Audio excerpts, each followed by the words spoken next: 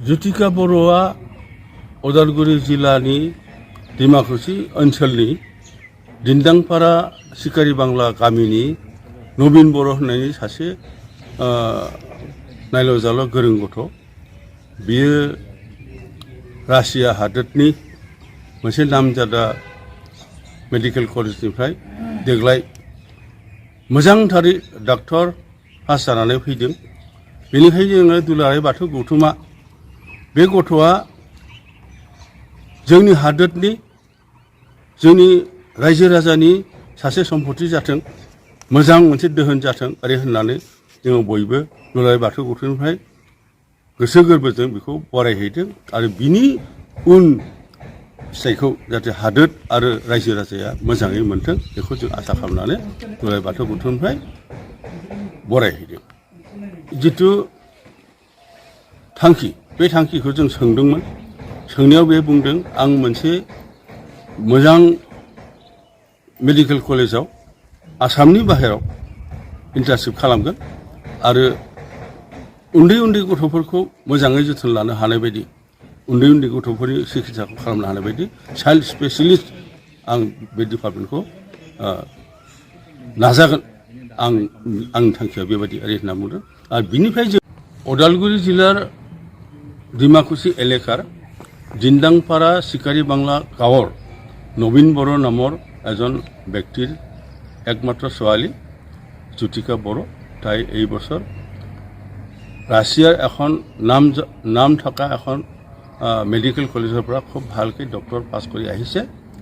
তাইক আমি দুলাৰায় বাথৌ গৌথুমৰ পৰা সম্বৰ্ধনা জনাই আহিলোঁ যোৱাকালি। তো তাইৰ পৰা আমি জানিব পাইছোঁ তাইৰ যিটো উদ্দেশ্য, তাই দেশ আৰু সমাজৰ কাৰণে তেওঁ নিজক উৎসৰ্গিব। আমি আৰু আশা কৰিছোঁ, তেওঁ আশীৰ্বাদ দিছোঁ তোমাৰ এই যিটো জ্ঞান, এই জ্ঞানে যাতে আমাৰ ভাৰতবৰ্ষ মানুহৰ কাৰণে, অসমৰ কাৰণে, ৰাইজৰ কাৰণে যাতে হিতে যাতে হয় এইটো আমি আশা কৰিছোঁ আৰু তেওঁ তেনেকৈ উৎসাহ দি আহিছোঁ।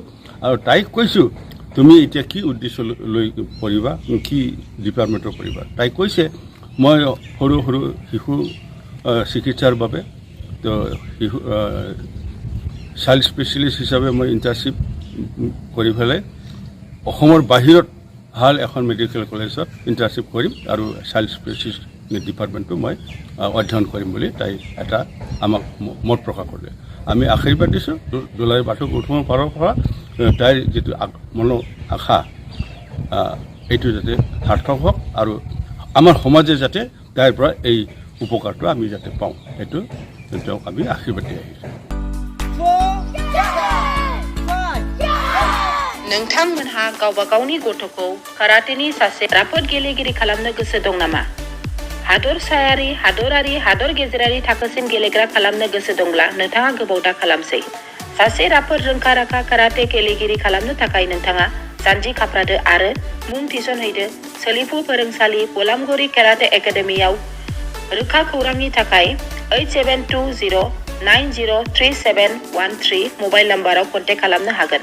बेबायदिनो बड' हाउस काराटे एकाडेमिनि थाखाय 6900451157, बेंटल काराटे एकाडेमिनि थाखाय 9678041226, बेरहांगाव काराटे एकाडेमिनि थाखाय 6901341656 आरो धालिगाव काराटे एकाडेमियाव मुं थिसननायनि थाखाय 8720903713 मबाइल नाम्बाराव खौरां लानो हागोन।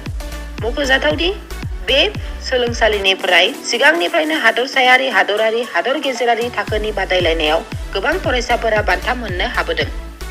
बे मुंख'नाय फोरोंसालियाव रोंग'थि गोनां फोरोंगिरिया फोरोंथाय होनानै नोंथांनि गथ'खौ सासे राफोद काराटे गेलेगिरि सोरजिनायाव मदद आरो जाफुंसार खालामगोन। अब्ला मानोथो गोबाव खालामनो? थाबैनो नोंथांमोनहाबो नोंथांनि गथ'खौ मुं थिसनहैदो।